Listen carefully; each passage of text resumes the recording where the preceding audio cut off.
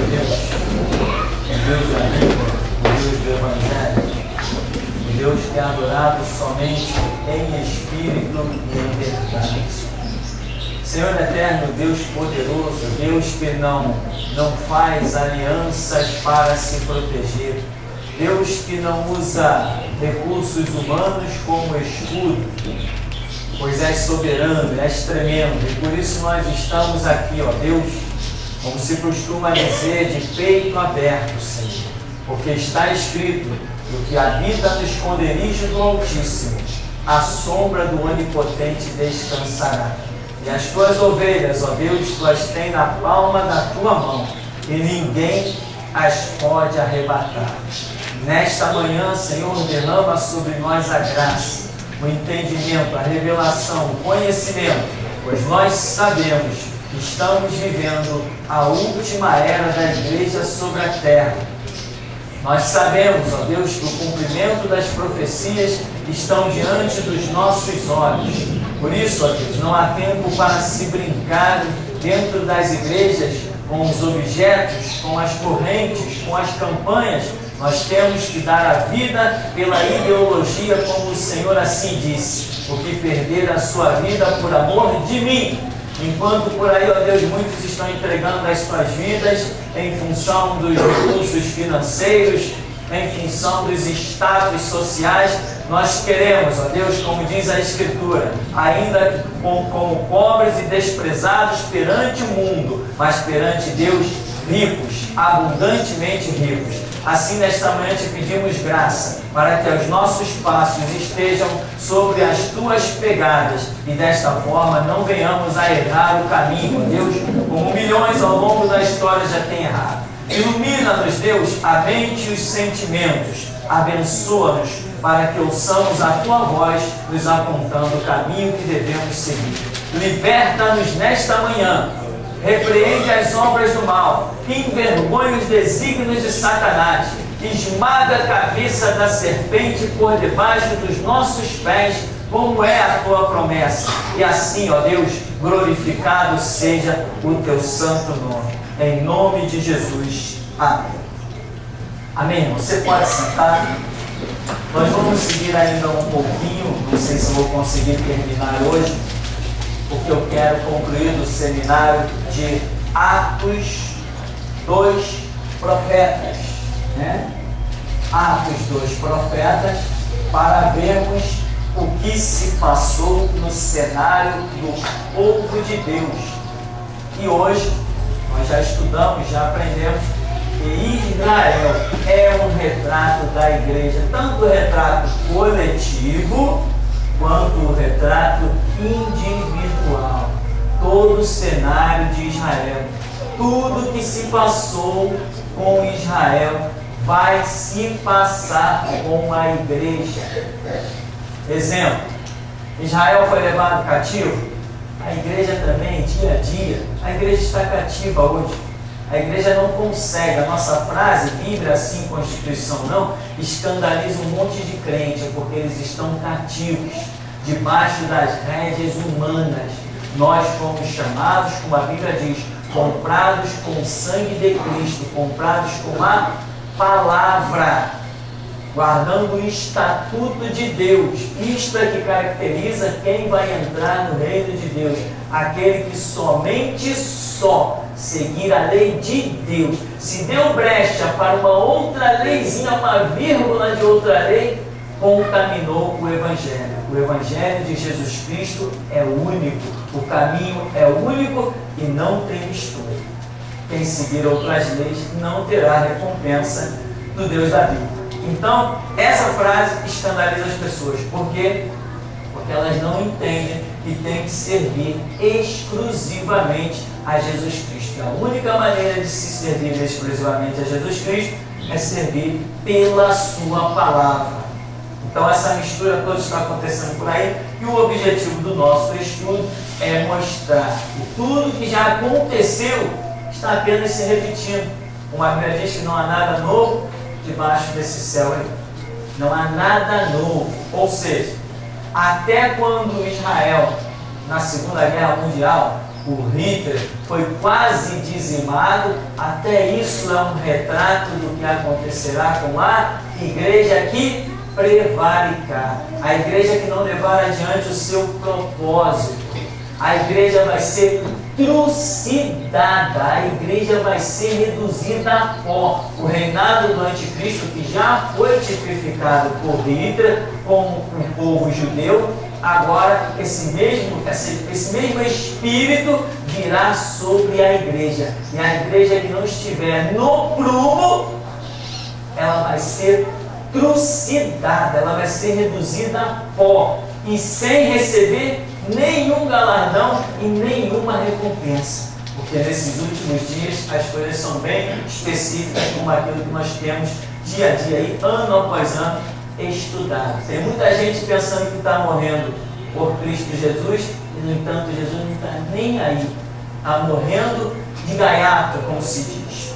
Então, até isso, aquilo que aconteceu liderado por Hitler, até isso vai acontecer com a igreja.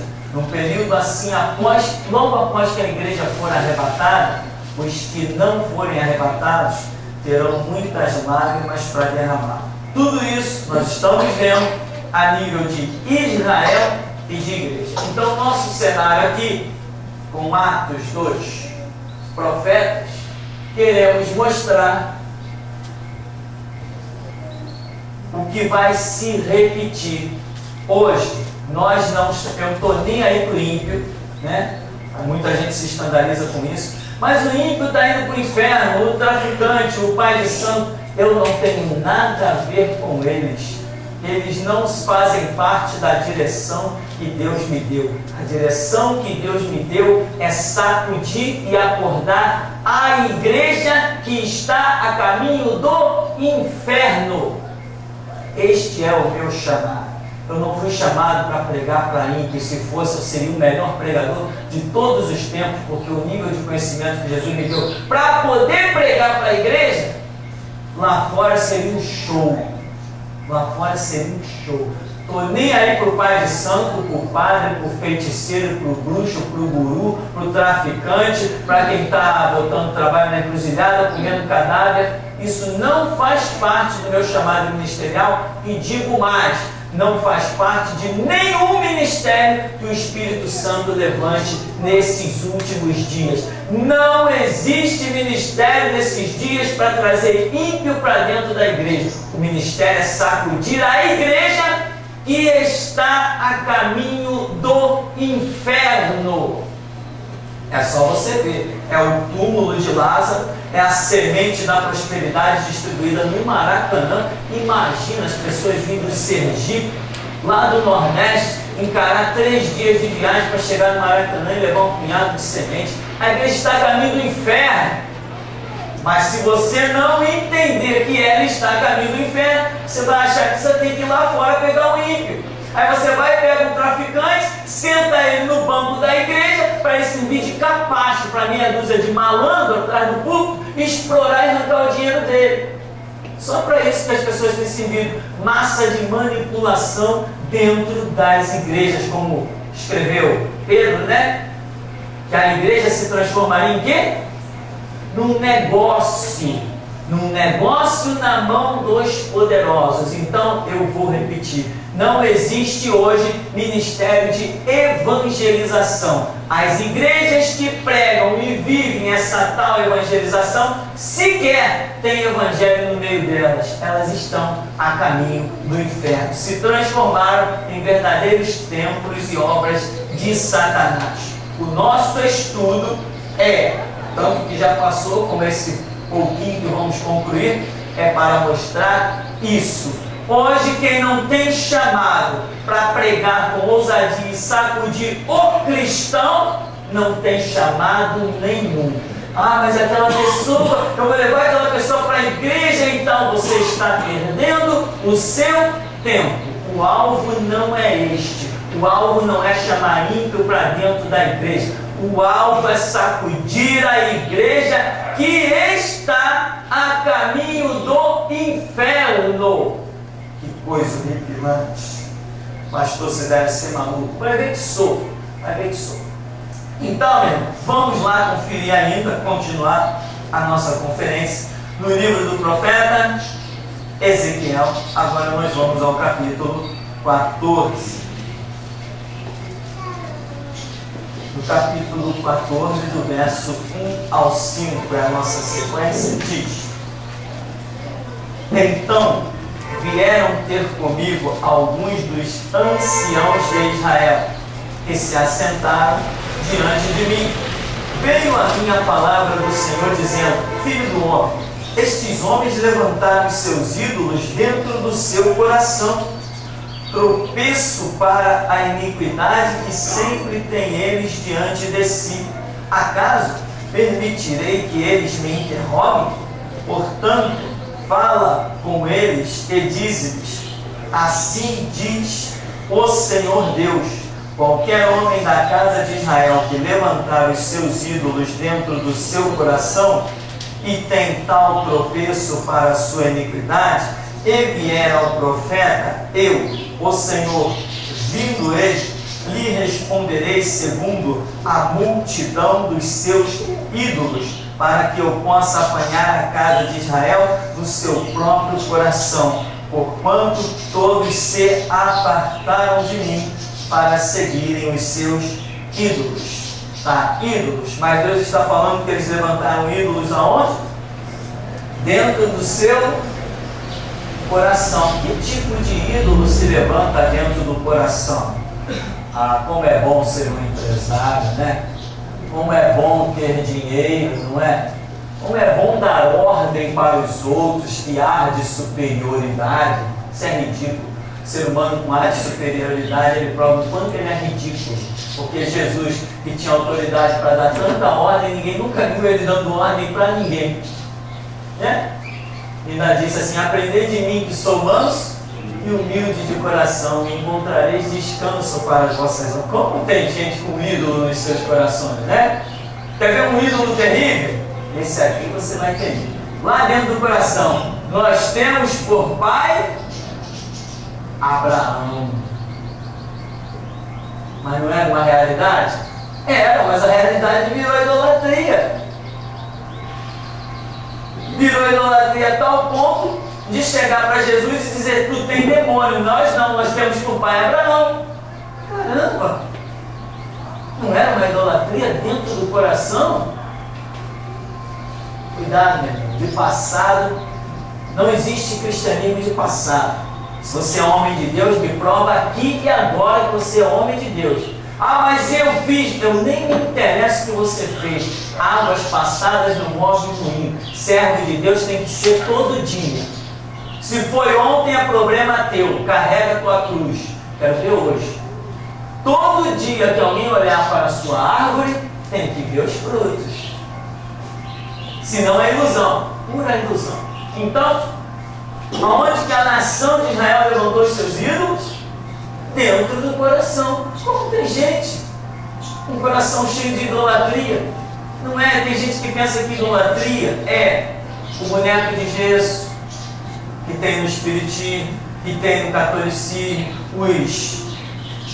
os patuais que tem na macumba. Não, hoje está cheio de patuá também na Universal, na Graça. O que tem de patuá dentro desse lugar é a chave, é o tijolo da casa própria, a chave da prosperidade. É patuá para tudo que é canto. São templos de Satanás. Simplesmente isso. Então, mas aqui Deus está sendo mais profundo. E Deus está dizendo o seguinte: eles irão me consultar. E sabe o que eu vou fazer? Eu vou responder a eles. Mas sabe como? Conforme o coração deles. Ou seja, traduzindo.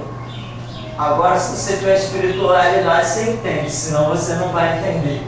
Traduzindo, eu vou mentir para eles. Eles não querem ouvir que eles vão prosperar? Eu vou dizer assim: vai nessa tua força, eles vão prosperar. Vou dizer que eles vão prosperar. Eu vou responder segundo essa idolatria, essa maldade do coração deles. Quando eles chegarem a mim para me consultar, filho do homem, eu vou me antecipar e vou responder segundo o coração deles. Está entendendo? Já viu como que as pessoas entram nas igrejas por aí? doida para ouvir: ah, tem um trono de prata e marfim preparado para você. Eu vejo chuvas de prata, de ouro e moedas de bronze caindo na tua cabeça. Quando ela põe o pé na porta da igreja, já tem um falso profeta lá na frente gritando: aí, Deus vai te fazer prosperar, você veio no lugar certo, aqui é teu lugar. Como eu ouvi isso? Como eu ouvi isso? Porque as pessoas, como Deus diz assim, eles se apartaram de mim, levantaram as suas idolatrias, as suas próprias concepções. Então eles querem ouvir o quê? Só o que satisfaz o seu coração. Eu vou responder o que satisfaz o coração deles. E o final dele vai ser o quê? Trucidados. Vão cair a espada. Você poderia imaginar que Deus faria uma coisa dessa? Os sacrifícios para Deus são um coração quebrantado e contrito. A isso não desprezarás, ó Deus. Deus dá graça aos humildes, mas resiste aos soberbos. Quem é soberbo só ouve o que enche a sua soberbia. Quem é orgulhoso só ouve o que vai enchendo a sua bagagem de orgulho. É assim que Deus faz, né?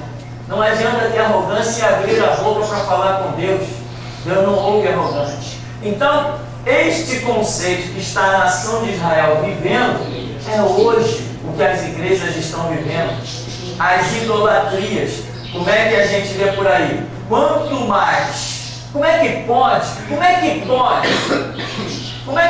um camarada que se diz pastor, como é que pode um cara, um pilantra, que se diz pastor, abrir 10 igrejas? Como é que pode uma coisa dessa? Se o infeliz, o desgraçado, não pode estar em 2 lugares ao mesmo tempo? Como é que pode o cara abrir 10 igrejas? Isso é um desgraçado, isso é um mercenário, isso é um ladrão, isso é um lobo com capa de ovelha, que engana uma multidão. Como é que eu posso abrir 5 igrejas se eu não posso estar em 5 lugares ao mesmo tempo? Como que eu posso? Que conceito bíblico é esse? Quando foi que Jesus falou assim: ó Pedro, abre uma congregação lá, ó Timóteo, você abre uma congregação lá, ó Paulo, você, porque eu vou dirigir tudo isso. Não, meu irmão, na carne não. Hoje sim. Um é pastor de um canto, o outro é pastor de outro. Esse negócio de abrir igreja como se abre agência bancária, isso é uma grande obra de Satanás. Mas Jesus Cristo não realiza as coisas dessa natureza. Jesus só levanta uma obra num lugar quando ele tem um pastor para colocar naquele lugar fixo. Fixo. Não existe pastor flutuante. Não existe pastor oscilante. Já ouviu umas aberrações que as Assembleias de Deus criaram? Pastor missionário.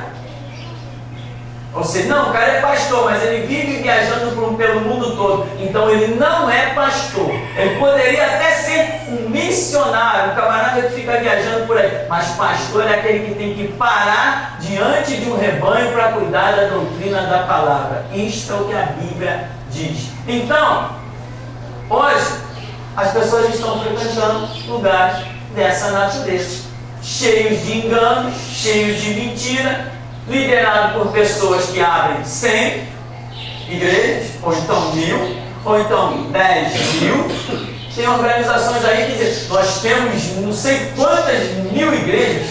Eu ouvi uma vez, nós temos 30.000 igrejas. Eu falei: então o camarada consegue se desdobrar em 30.000. Ministério é algo que não acompanha um rótulo denominacional. Ministério é algo que acompanha a pessoa. O meu ministério, eu posso abrir uma igreja não sei em tal lugar, botar alguém lá para assumir. O meu ministério não está lá. O meu ministério só está onde eu estou. Cada um tem que ter o seu próprio ministério. Lembra lá da carta de Apocalipse? Ao anjo da igreja que está em tal lugar, escreve. Ao anjo da igreja que está em tal lugar, escreve. Cada pastor tem que ter o seu próprio rebanho. Agora o camarada bota um monte de gente para auxiliar, para catar dízimo e oferta, para matar a fome dele e para a família dele viver em luxúria.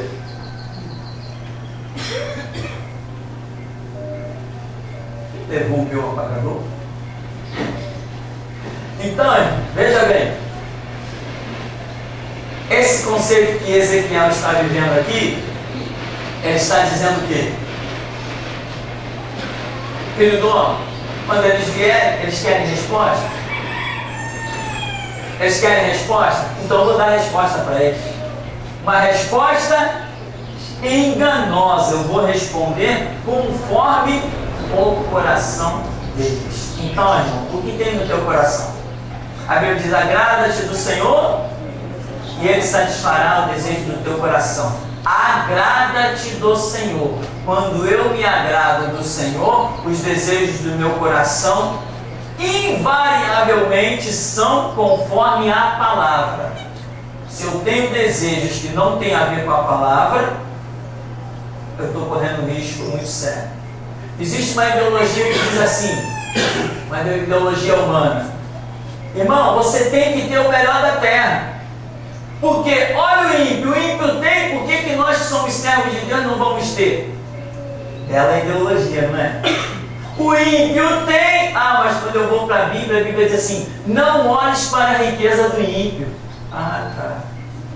Então tem alguém mentindo nessa história. Eu não tenho que me espelhar no ímpio, eu tenho que me espelhar e seguir a direção que o meu Deus tem para mim. Esse papo de o ímpio tem, quem te mandou olhar para a riqueza do ímpio? A Bíblia diz: não olhes para a riqueza do ímpio, ela não subsistirá. Nós vamos seguir aqui então, do verso 12 ao 16, diz: veio ainda a mim a palavra do Senhor dizendo: filho do homem, quando uma terra pecar contra mim, cometendo graves transgressões, estenderei a mão contra ela e tornarei instável o sustento do pão, e enviarei contra ela fome, e eliminarei dela homens e animais, ainda que estivessem no meio dela estes 3 homens, Noé, Daniel e Jó. Eles, pela sua justiça, salvariam apenas a sua própria vida, diz o Senhor Deus.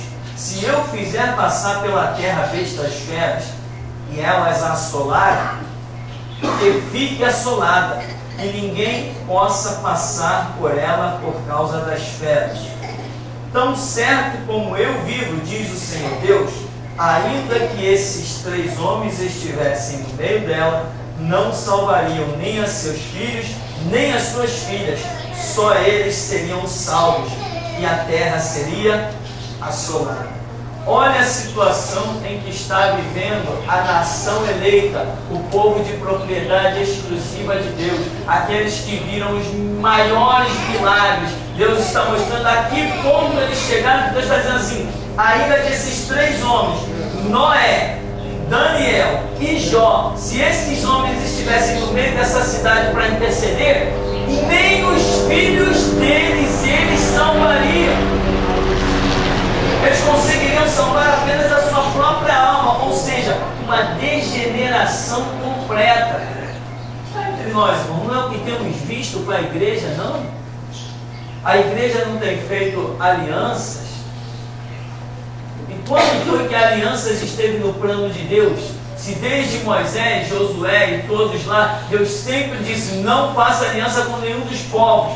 Eu sou o Senhor vosso Deus. A vossa aliança é comigo. Quantos e quantos reis de Israel fizeram aliança, foram criticados pelos profetas e acabaram descendo à sepultura. Hoje a igreja não fez uma aliança. Agora tem um pastorzinho de meia tigela aí com um programa na televisão que está desesperado. Ué, está desesperado por quê? Vai recorrer às suas alianças políticas. Eu falei isso aqui em profecia há alguns anos atrás. Os próprios políticos, quem ele apoiou, o apunhalaram. E agora ele está com medo de ser preso pelas próprias leis dos políticos que ele apoiou. Por quê? Vai em frente agora. Vamos ver se a tua aliança vai te livrar. Agora vem apelar para o povo de Deus. Concentração na Cinelândia. Eu vou ser um pregador. Concentração não sei aonde. Vai para o inferno. Pisou no sangue de Cristo. Cuspiu na cara de Jesus fazendo aliança com o político. Profanou o santuário colocando o político atrás do púlpito. Agora vem recorrer que os evangélicos vão comparecer à passeata. Olha o fruto do que plantou, porque o dragão tem uma cauda bem extensa, e a cauda é símbolo da traição. Todo mundo que faz aliança com o dragão é símbolo das nações, dos estados organizados, todo mundo que faz aliança com o dragão será traído. Olha agora do fruto que plantou, fica desesperado, com medo de ser preso. Não, porque está surgindo lei, então vão me prender, que morfe na cadeia. Eu não, me prenderam, meu Deus foi lá e me tirou. Ele, se cair lá, ele morfa. Mas eu não, estou aqui desafiando cadeias e algemas. E mais vou desafiar, porque eu sei a direção que tem seguido. Agora, aqui não é atrás político. Aqui não vem político para trás do púlpito. Aqui a gente não tem aliança com nenhum político, nem com o Estado. A nossa camisa aqui, o nosso lema é Bíblia sim. Constituição não, nós somos crentes, a nossa lei é a Bíblia. Só essa que nós seguimos. Então, aqui está dizendo, a que ponto pode se degenerar o próprio povo de Deus? Você sabe a história de Noé, de Daniel e de Jó. Os homens conceituadíssimos pelas declarações espirituais. E Deus está dizendo, se eles estivessem no meio de toda essa nação, nem os filhos deles, eles salvariam. Mas quando o mundo se corrompeu lá atrás, que Deus salvou Noé, salvou os filhos, a mulher, os filhos e as noras. Agora a situação é tão terrível que Deus está falando, é o meu povo que se corrompeu. Lá o mundo tinha se corrompido e Deus resolveu destruir o mundo. Agora aqui o meu povo, só esses 3 homens se salvariam. Ou seja, tem ninguém para escapar, Ezequiel. Por enquanto só você, fica de pé. Isto é um retrato da igreja. Nós vamos seguir um pouquinho mais em Ezequiel capítulo 16. Do verso 1 ao 4.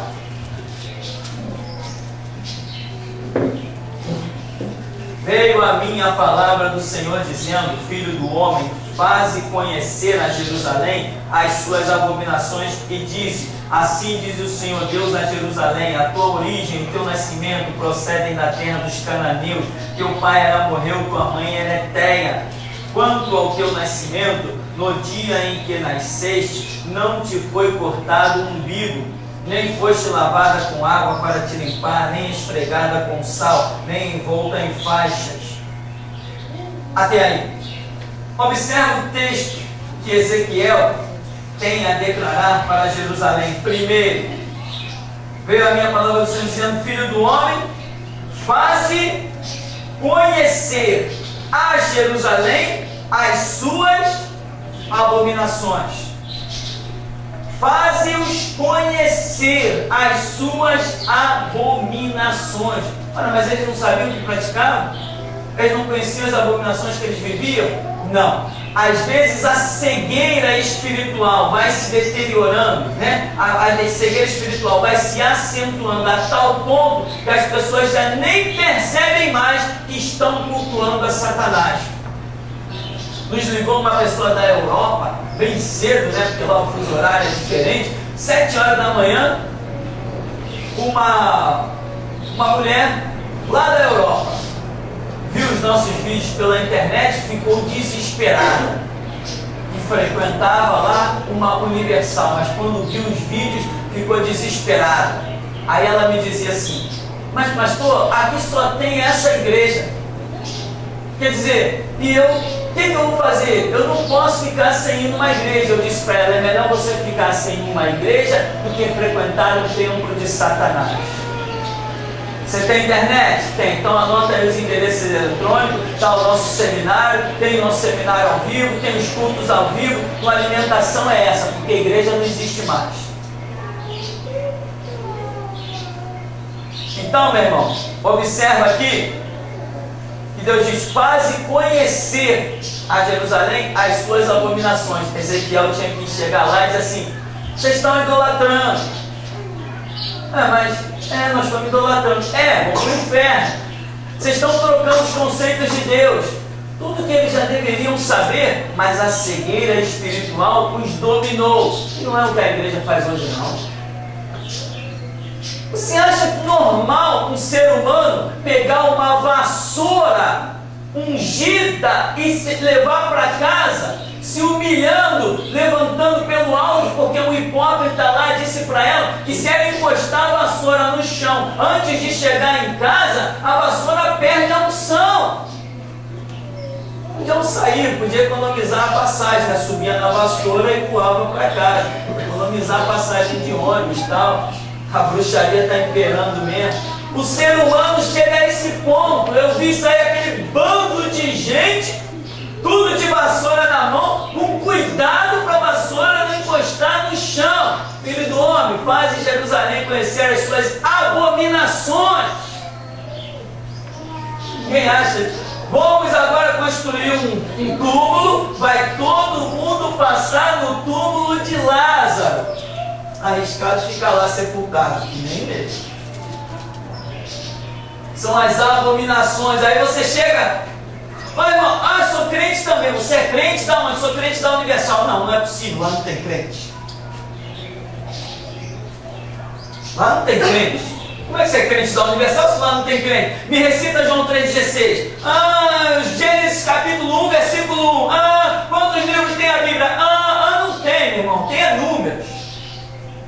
Não é ano não existe. E pensam que são crentes. Nós temos que fazê-los conhecer as suas abominações e escandalizar mesmo. Não é pregar paz e amor, não. Chamada é para guerra. Chamada é para guerra. Não é para fazer amizade, não. É ou faz discípulo ou tchau. Não tem amizade, não. Nessa dispensação tem nada de amizade. E crente é quem conhece a palavra de Deus e a pratica, vive ela. Fora isso, meu irmão, não é cristianismo, é abominação. Então você vê que Ezequiel: faze o meu povo, a minha cidade, o meu santuário, o meu templo, faz-os conhecer as suas abominações. Então, meu irmão, Deus pode te chamar para isso. Não adianta você ficar cultivando a amizade, tem que rasgar o verbo. O teu chamado é esse. Hoje a igreja apostatou, caiu, a igreja não passa de uma vergonha, uma abominação. A igreja hoje teve um rapaz que foi frequentar, um rapaz daqui foi frequentar uma igreja. Quando ele chegou lá na igreja, teve o louvor. Na hora da pregação, chamaram um senador aí muito conhecido, o senador que foi falar, falou o tempo todo de política, acabou o culto, cada um para sua casa. Aí ele foi em outra igreja. Quando ele chegou na outra igreja, você já ouviu falar numa Assembleia de Deus de bom sucesso, um tal de Jaime Soares? Ele foi nessa igreja 2 vezes. Os 2 dias de culto que ele foi lá, querendo ouvir a palavra, ele se deparou com um Crivella lá em cima, falando de política e pedindo voto. Esse rapaz hoje é desviado. Não sei se a igreja teve uma contribuição nisso ou não, mas ele hoje é um desviado. Então, igreja não é lugar para se falar de política nem coisas do mundo. Igreja é onde flui a palavra de Deus. Nós precisamos fazer Jerusalém conhecer as suas abominações. E ele diz: a tua origem, o teu nascimento são dos cananeus, são dos heteus. Quanto ao teu nascimento, no dia em que nasceste, não te foi cortado o umbigo. Você nunca alcançou uma libertação plena. Nunca teve uma vida individual comigo. Você sempre andou capenga, nunca aprendeu a andar sozinho, sempre esteve preso às suas origens. Tem muito crente, meu irmão, que ainda está preso às origens. Sabe quais são as nossas origens? As nossas origens é o mundo. As nossas origens é o Egito. As nossas origens são terríveis. Às vezes, sabe quais são as nossas origens? As nossas origens são os conceitos assembleianos. É a barba, é a roupa, é o cabelo. Eu não pode, eu sou santo, por quê? Porque eu não vou na praia. Eu sou santo porque eu tenho uma roupa que arrasta no chão. Tem gente que vem para nós na restauração, mas não consegue quebrar um umbigo, um cordão umbilical. Está o tempo todo aprisionado ao conceito do passado. Aqui, meu irmão, é tudo novo. Aqui nós não vivemos o passado. O Evangelho Batista, para mim, eu abomino. Eu tenho nojo daquilo. Nem me fale daquele negócio. Eu não sou social, eu sou revolucionário. Os evangelhos dos assembleianos, eu estou abominando, porque nesse púlpito aqui Jesus nunca permitiu político. E ele falou para mim, aonde entra político eu saio. Então, meu irmão, esse tipo de evangelho que tem por aí, não venha com ele na cabeça para esse lugar, que não cabe ele, não tem espaço. Aqui é restauração, nós temos que seguir a direção dada por Deus, dia após dia. Então, o que está dizendo aqui? Olha, vocês vieram para mim, eu libertei vocês do Egito, eu trouxe vocês, eu constituí vocês, eu dei uma nação, eu criei uma cidade, mas vocês não conseguiram se desvencilhar por completo. Até hoje vocês estão presos ao passado de vocês, ainda se alimentam pelo cordão umbilical, ou seja, vocês ainda se alimentam de idolatria, de prostituição, da pornografia dos heteus, da pornografia dos amorreus, das besteiras que todas as nações fazem. Ou seja, nós precisamos realmente de uma libertação completa. Mas quem é que está vivendo essa situação? O conceituado povo de Deus, aqueles que viram o mar vermelho abrir, que viram o rio Jordão secar, aqueles que viram os egípcios serem sepultados, que comeram o maná no deserto, que viram a rocha jorrar água, que viu o monte Sinai fumegar, que ouviu a voz de Deus, que ouviu a trombeta, que viu sinais, prodígios e maravilhas. Um simples homenzinho com um cajado foi lá no Egito e fez uma lenha. Esse povo que viu a glória de Deus, levantou as suas idolatrias no seu coração, e agora Deus está dizendo assim para eles: vocês ainda estão presos às origens de vocês, vocês não servem aos meus propósitos. Irmão, essa geração aqui não vai escapar nada.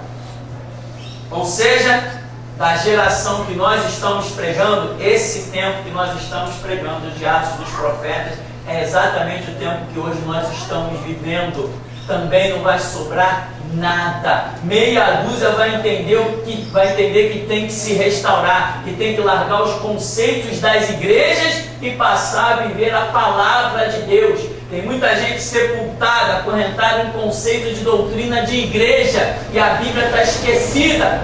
O pastor falou, está falado. Não, a Bíblia falou, está falado. E outra coisa, a Bíblia não se entende num simples abrir do livro. Tem que estudar, são 66 livros. Tem gente que sequer ainda leu um desses 66 livros.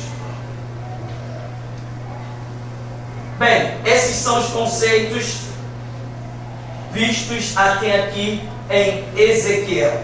No demais, nós queremos saber se alguém tem alguma pergunta a fazer. Temos perguntas ali. Pastor, ainda nos conceitos de Ezequiel, semana passada o senhor falou sobre o capítulo 13. E eu fiquei em dúvida em 2 versículos, porque a tradução da minha Bíblia é completamente diferente do que o senhor citou aí. Eu vou ler para o senhor aqui. E tu, ó filho do homem, dirige o teu rosto contra as filhas do teu povo, que profetizam de seu coração, e profetiza contra elas. E diz, assim diz o Senhor Jeová: ai das que cosem almofadas para todos os sobacos e que fazem travesseiros para a cabeça de todo estado, para caçar as almas. Porventura, caçarei as almas do meu povo e aguardarei vivas para as almas da voz? Explicação sobre isso? É pelo que nós entendemos, veja bem, essa prática que eles faziam era para sustentar a feitiçaria e a idolatria. Vestiam bonecos, eram tributos que eles davam a deuses pagãos, E é justamente o que Deus está fazendo. Vocês ainda estão presos às origens de vocês. E tem mais, aqui diz, profetiza contra as filhas do meu povo que profetizam. Ou seja, eram mulheres idólatras, mulheres fora dos conceitos de Deus e que estão ali constantemente mentindo para o povo. Não sei se porque sempre que eu falo em mentira de profecia, eu lembro das Assembleias de Deus. Foi o lugar que eu mais vi na minha vida, falsa profeta sem escrúpulos, sem caráter. O lugarzinho para ter falso profeta é nas Assembleias de Deus. O lugarzinho amaldiçoado. Então, aqui Deus está dizendo assim: ô Ezequiel, profetiza contra eles, que não vai ficar um de pé, eu vou acabar com todos eles. Então, o texto aí, em princípio, basicamente, eu tenho só essa compreensão de que Deus está realmente mostrando o pecado dessas falsas profetas, né, que confeccionavam coisas para exaltar aos demônios, e ainda o decreto do juízo que virá sobre elas. Basicamente eu só entendo isso aí. Com mais carinho pode ser que a gente descubra outras coisas. Uma pergunta do Lidolfo. Pastor, Jesus Cristo, homem, nos seus pensamentos, que só Deus Pai o sabia, pensou também em fazer o mal? Tem que me dar uma prova, né? Veja bem, Jesus pensou em fazer o mal? Não podemos imaginar Jesus pensando em fazer o mal, mas podemos imaginar Jesus pensando em fazer justiça. E muitas vezes, para se fazer justiça, tem-se que permitir o mal. Isso aí é óbvio, né? Então, Jesus não é um projetor do mal, mas ele é um projetor da justiça. Ele diz assim, porque Deus amou o mundo de tal maneira que deu seu Filho unigênito para que todo que nele crê não pereça. Esse é o primeiro projeto. Agora, todo que nele crê não pereça. Então, automaticamente, quem nele não crê vai perecer. Então Jesus projetou que os homens venham a perecer. Não, ele projetou que os homens não pereçam. Ele pagou o preço para nós não perecermos. Mas se eu dou as costas para ele, ele tem que fazer justiça. Ele não pode dar a salvação para quem atenta para a sua obra, igualmente para mim que virei as costas para ele. Então ele faz o mal por uma questão de justiça, não por ter prazer no mal nem na iniquidade. Então é isso que nós entendemos. Uma pergunta de um ouvinte anônimo. Pastor, o senhor pode explicar a passagem de Lucas 12:50, em que Jesus fala que tem um batismo para ser batizado e que ele se angustia até que se cumpra? Sabemos que se tratava do martírio. Podemos então concluir que o martírio é um batismo de sangue e, por não serem todos escolhidos para este galardão, ele não falou mais sobre este assunto, embora tenha perguntado a seus discípulos se estavam prontos a beber o mesmo cálice que ele beberia. Sim, o que acontece? O batismo é uma palavra que subentende a consumação de alguma coisa, né? Batismo revela isso. Eu vou me batizar porque eu creio em Jesus Cristo. É como uma consumação da fé, aquele ato. Então é isso que mostra o batismo. Então Jesus está falando, eu estou doido para que minha obra termine. Lá em João 17 ele faz uma oração dizendo: Pai, glorifica-me junto a ti com aquela glória que eu tinha antes que o mundo existisse. Ou seja, Jesus já está mostrando o desejo dele de retornar para o Pai depois de cumprir a missão. E quando Jesus está dizendo isso em João capítulo 17, ainda tem uma estrada muito longa de anos pela frente. Então o desejo de Jesus é partir. Quando os discípulos vêm assim: mestre, come, ele diz assim: não, uma comida eu tenho para comer, né? Que vós não podeis entender, uma coisa assim. Aí depois fala o cálice, e todo mundo entende que essa comida de fazer a vontade do Pai é consumar a obra com a sua própria morte e ressurreição. E esse episódio também diz a mesma coisa, em que Jesus está desejoso, mas muito desejoso, de cumprir a sua missão. Ou seja, e isso simbolicamente é caracterizado por essa palavra. O batismo entra como uma consumação das coisas. Não vai confundir achando que uma vez que você se batize, que você não pode mais se desviar, ou porque você se batizou e a sua salvação está garantida. Não pode confundir com isso. Estamos falando de uma simbologia e temos que tomar cuidado com a realidade dos fatos. Eu posso ser crente, confessar Jesus, me batizar, mas no dia que eu o negar, eu estou frio. Porque a Bíblia diz que eu tenho que ser fiel até a morte, para receber a coroa da vida. Uma pergunta da Márcia. Pastor, os líderes das igrejas dizem que as campanhas feitas nas igrejas são para ajudar a pagar as despesas da igreja. Eu te pergunto, para que esses líderes em tantas igrejas, milhares e cheios de dívidas, recrutam um povo para pagar as dívidas? Não seria correto viver com pequenas igrejas mais honestamente? Mas é isso aí, exatamente isso. Eles fazem as dívidas e jogam a conta para cima do povo. Tem pastor aí, meu irmão, que tem empresa. O desgraçado diz que foi chamado para o ministério sacerdotal. Mas ele tem um monte de empresa. Ora, mas quando você vai para a Bíblia e vê o chamado do sacerdote, é exclusivo para servir no altar. Inclusive, aqueles que teriam o ministério sacerdotal e até os que tinham o ministério de louvor, Deus lhes privou da repartição das terras. Deus deu terra para todas as tribos, mas aquelas tribos que ele separou para o ministério sacerdotal, ele não deu terra a nenhum deles. Moisés falou assim: ué, mas a tribo tal não vai ter as suas terras? Não, porque eles servirão no meu altar. Eles vão comer dos dízimos. Eles serão alimentados dos dízimos. Então, eles não podiam ter propriedade, não podiam ter gados, eles não podiam ter plantações, eles não podiam ter nada disso, porque a dedicação deles dia após dia era exclusiva ao serviço de Deus. Hoje você vê pastor empresário tal, pastor empresário não sei quem, pastor empresário, na televisão aparece toda hora um palhaço com esse título, pastor empresário. Não, ou é pastor ou é empresário. Ou é pastor ou é empresário. Agora, se o camarada tinha uma empresa, se converteu, se Deus o chamou para o pastorado, pode ter certeza que a empresa dele vai ser detonada.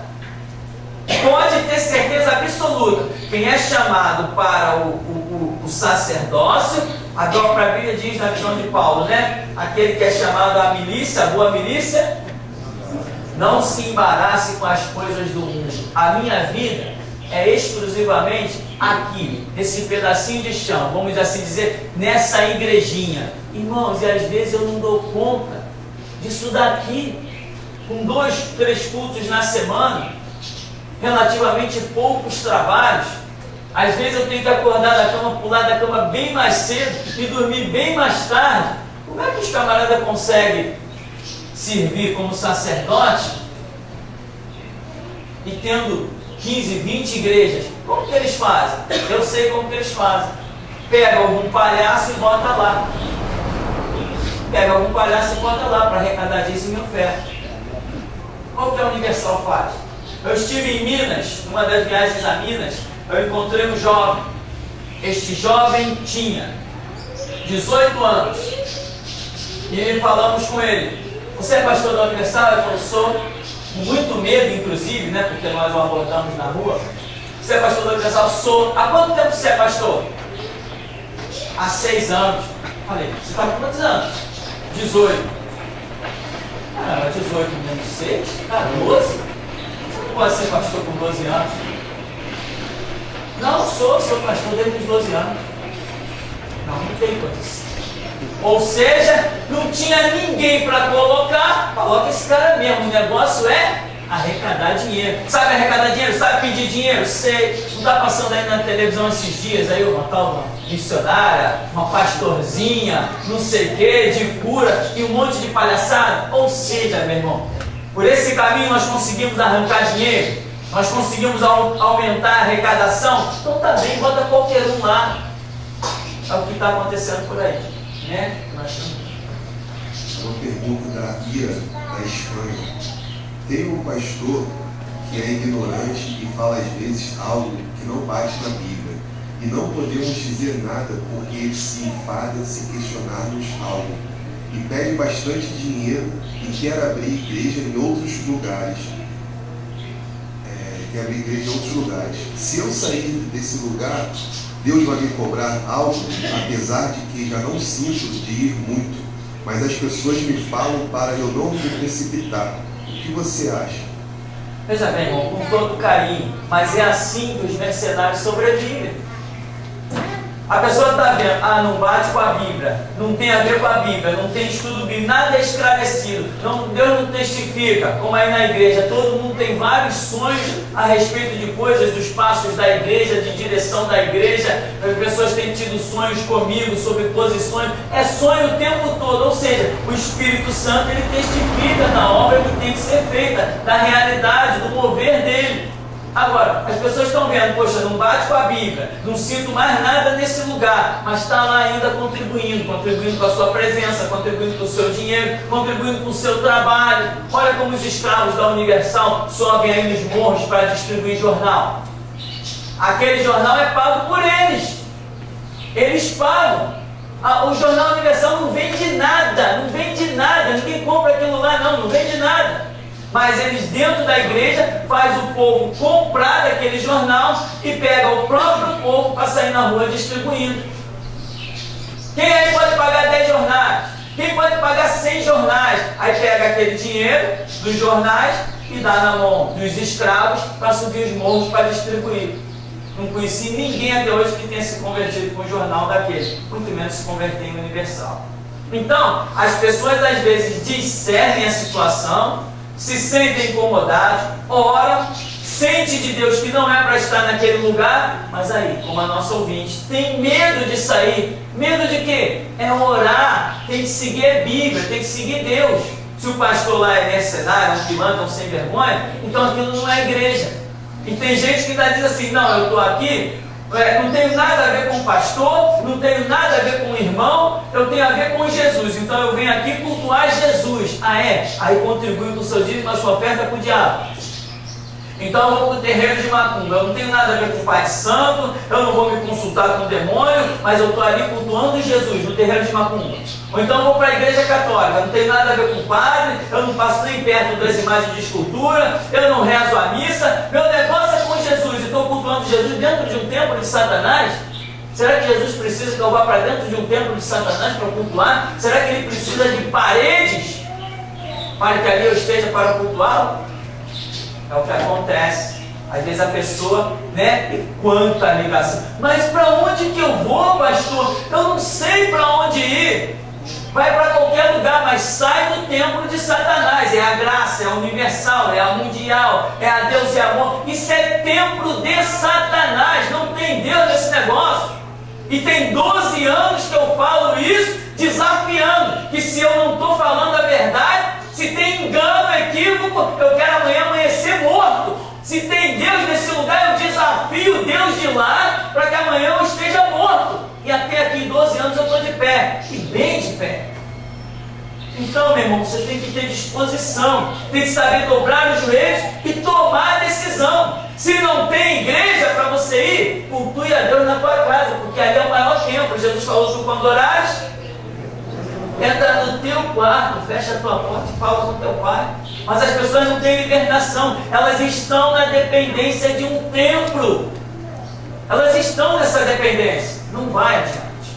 Deus tem que ser adorado e cultuado em espírito e em verdade.